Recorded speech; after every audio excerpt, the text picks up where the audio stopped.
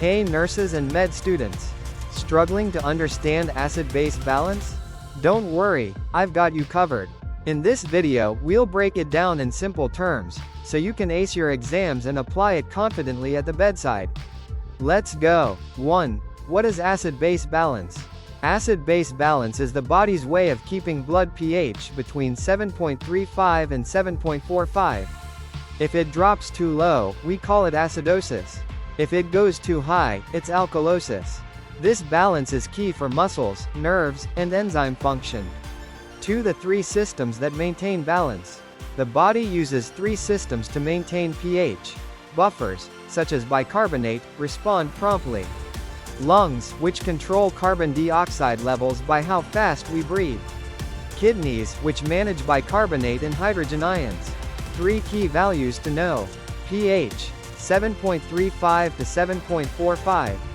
PaCO, 35 to 45 millimeters of mercury. HCO, 22 to 26 MEq/L. Here are the numbers you need to memorize. These values help you identify if a patient is acidic or alkaline, and what system is out of balance. 4. Interpreting ABGs made easy. Step-by-step ABG interpretation. Check pH. Look at PaCO. Look at hydrogen carbonate. Match cause. Determine compensation. Use the Rome method. Respiratory opposite.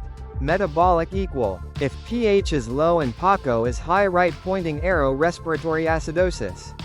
If pH is low and hydrogen carbonate is low, right pointing arrow, metabolic acidosis. And so on. 5 real-life examples. TV example 1. COPD patient with pH 7.32, CO52, right pointing arrow, respiratory acidosis. TV example 2.